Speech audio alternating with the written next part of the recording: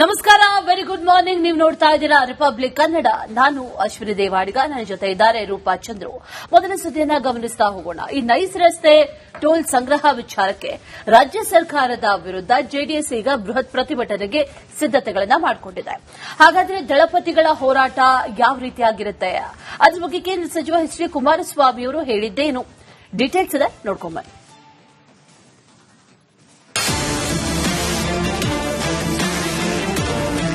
Court ಈ ರೀತಿ ತೀರ್ಪು ಕೊಟ್ಟಿದೆ. ಸರ್ಕಾರವೂ ಅವರ ಜೊತೆ ಶಾಮೀಲಾಗಿದ್ದಾರೆ. ಆ ಮಾಲೀಕನ ಜೊತೆ, ನೈಸ್ ಮಾಲೀಕನ ಜೊತೆ ಕೋಟ್ಯಾಂತರ ರೂಪಾಯಿ ಲೂಟಿ ಆಗಿದೆ. ಇದರಲ್ಲಿ ಸುಮಾರು 2,000 ಕೋಟಿ ಕಲೆಕ್ಷನ್ ಮಾಡಿದ್ದಾನೆ ಜನಗಳಿಂದ ಇಲ್ಲಿಗಲ್ ಆಗಿ. 111 ಕಿಲೋಮೀಟರ್ ರಸ್ತೆಗೆ ಬರೀ 5 ಕಿಲೋಮೀಟರ್ ರಸ್ತೆ ಮಾಡಿದ್ದಾನೆ. ಅವನು ಟೋಲ್ ಕಲೆಕ್ಷನ್ ಮಾಡಾಗೇ ಇಲ್ಲ.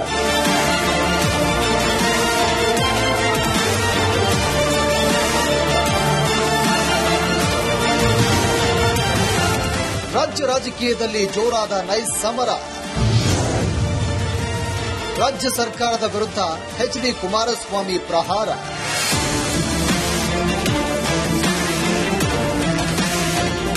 ಪ್ರತಿದಿನ ಅದೆಷ್ಟೋ ಸವಾರರು ಬೈಕ್ ಕೊಂಡು ಹೇಳಿ ಶಾಪ ಹಾಕುತ್ತಾ ನೈಸ್ ರಸ್ತೆಯಲ್ಲಿ ಟೋಲ್ ಶುಲ್ಕ ಕಟ್ಟುತ್ತಾ ಪ್ರಯಾಣ ಮಾಡ್ತಾ ಇದ್ದಾರೆ. ನೈಸ್ ರಸ್ತೆಯ ಟೋಲ್ ಸಂಗ್ರಹ ವಿಚಾರಕ್ಕೆ ಕೇಂದ್ರ ಸಚಿವ ಎಚ್ ಡಿ ಕುಮಾರಸ್ವಾಮಿ ಸಹ ರಾಜ್ಯ ಸರ್ಕಾರದ ವಿರುದ್ಧ ತೀವ್ರ ವಾಗ್ದಾಳಿಯನ್ನು ನಡೆಸಿದ್ದಾರೆ. ಜೊತೆಗೆ ಕೋರ್ಟ್ ಕೂಡ ಇದು ನಿಯಮ ಬಾಹಿರ ಅಂತ ಹೇಳಿದ ಮೇಲೂ ನೈಸ್ ಸಂಸ್ಥೆ ಮೊಂಡತನ ಮಾಡುತ್ತಾ ಜನರಿಂದ ಶುಲ್ಕ ವಸೂಲಿ ಮಾಡುತ್ತಲೇ ಬಂದಿದೆ.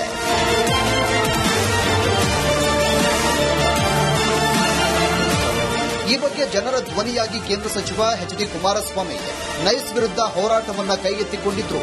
ಸರ್ಕಾರಕ್ಕೆ ವಾರ್ನಿಂಗ್ ಕೂಡ ಕೊಟ್ಟಿದ್ರು. ಆದರೆ ರಾಜ್ಯ ಸರ್ಕಾರ ಮಾತ್ರ ಜಾಣ ಮೌನ ವಹಿಸಿದೆ. ಕೋರ್ಟ್ ಆದೇಶವನ್ನ ಅನುಷ್ಠಾನ ಮಾಡಲು ಮುಂದಾಗುವಂತೆ ಕಾಣ್ತಾ ಇಲ್ಲ. ಡೆಡ್ಲೈನ್ ಕೊಟ್ಟ ಬಳಿಕವೂ ಕೋರ್ಟ್ ಆದೇಶವನ್ನು ಅನುಷ್ಠಾನ ಮಾಡಲು ರಾಜ್ಯ ಸರ್ಕಾರ ಹಿಂದೆ ಮುಂದೆ ನೋಡ್ತಾ ಇದೆ. ಹೀಗಾಗಿ ಕೇಂದ್ರ ಸಚಿವ ಕುಮಾರಸ್ವಾಮಿ ಸೋಮವಾರ ಮತ್ತೆ ನೈಸ್ ಹೋರಾಟವನ್ನು ಕೈಗೆತ್ತಿಕೊಳ್ಳುವ ಸಂಬಂಧ ದೊಡ್ಡ ಮಟ್ಟದಲ್ಲಿ ಪ್ಲಾನ್ ರೂಪಿಸುತ್ತಿದ್ದಾರೆ ಎನ್ನುತ್ತಿವೆ ಮೂಲಗಳು. ಮಾನ್ಯ ಉಚ್ಚ ನ್ಯಾಯಾಲಯ ಅದರ ಬಗ್ಗೆ ಬಹಳ ವಿಸ್ತಾರವಾದಂತಹ ಒಂದು ಜಡ್ಜ್ಮೆಂಟ್ ಅನ್ನು ಕೊಟ್ಟಿದ್ದಾರೆ. ಈಗಾಗಲೇ ಅಲ್ಲಿ ಮಾನ್ಯ ಕಾನೂನು ತಜ್ಞರು, ವಕೀಲರು, ಅವರೆಲ್ಲರೂ ಸಹ ಯುವಕರು ಅಲ್ಲಿಗಾಗಲೇ ಯಾರು ಆ ಟೋಲ್ ಅಲ್ಲಿ ಯಾರು ಈಗಾಗಲೇ ಅದು ನೈಸ್ ಟೋಲ್ಗೆ ಸಂಬಂಧಪಟ್ಟಂತೆ ಸುಮಾರು 18 ಟೋಲ್ಗಳಿದಾವೆ. ಅಲ್ಲಿ ಎಲ್ಲಾ ಕಡೆನೂ ಸಹ ದಿನನಿತ್ಯ ತಿಕ್ಕಾಟ ನಡೀತಾ ಇದೆ. ಕಾರಣ ಇಷ್ಟೇನೆ, ಕುಮಾರಣ್ಣವರು, ನಮ್ಮ ನಾಯಕರಾಗಿರ್ತಕ್ಕಂಥ ಕುಮಾರಣ್ಣವರು, ಕೇಂದ್ರದ ಸಚಿವರು ಅವ್ರು ಹೇಳಿರ್ತಕ್ಕಂಥದ್ದು ಈಗಾಗಲೇ ಹೈಕೋರ್ಟ್ ಒಂದು ಜಡ್ಜ್ಮೆಂಟ್ ನ ಕೊಟ್ಟಿದ್ದಾರೆ. ಜೆಡಿಎಸ್ ಮುಂದಿನ ಹೋರಾಟ ಹೇಗಿರಲಿದೆ? ಜೆಡಿಎಸ್ ಉನ್ನತ ಮೂಲಗಳಿಂದ ಬಂದಿರುವಂತಹ ಮಾಹಿತಿ ಪ್ರಕಾರ ನೈಸ್ ಹೋರಾಟದ ವಿಚಾರವಾಗಿ ಬೃಹತ್ ಅಭಿಯಾನವನ್ನ ದಳಪತಿಗಳು ಕೈಗೊಳ್ಳಲಿದ್ದಾರಂತೆ. ಜನರಿಗೆ ಅರಿವು ಮೂಡಿಸಲು ಮುಂದಾಗಿರುವಂತಹ ಜೆಡಿಎಸ್ ಕರಪತ್ರಗಳ ಮೂಲಕ ನೈಸ್ ಅಕ್ರಮ ಟೋಲ್ ಸಂಗ್ರಹದ ವಿರುದ್ಧ ಅಭಿಯಾನಕ್ಕೆ ಪ್ಲಾನ್ ರೂಪಿಸಲಿದೆಯಂತೆ.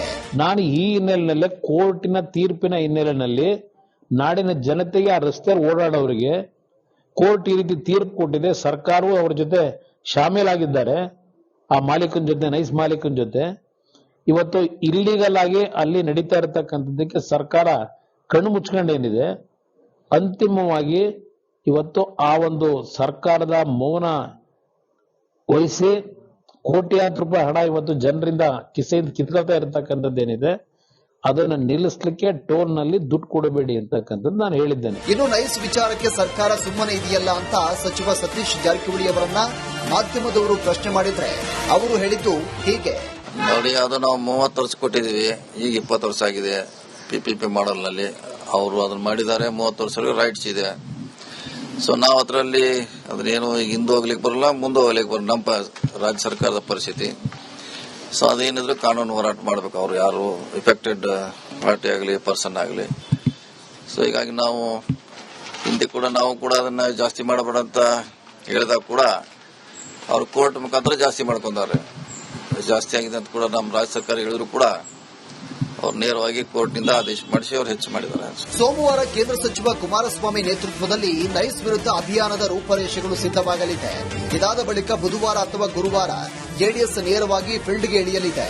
ರಾಜ್ಯ ಸರ್ಕಾರದಿಂದ ಆಗದ ಕೆಲಸವನ್ನ ಜನ ಅಭಿಪ್ರಾಯದ ಮೂಲಕ ಅನುಷ್ಠಾನ ಮಾಡೋದಕ್ಕೆ ದಳಪತಿಗಳು ಮುಂದಾಗಿದ್ದಾರೆ. ಈ ಹೋರಾಟದಲ್ಲಿ ಜೆಡಿಎಸ್ ಸಕ್ಸಸ್ ಆಗುತ್ತಾ ಅನ್ನೋದನ್ನ ಕಾಲವೇ ನಿರ್ಧರಿಸಬೇಕು.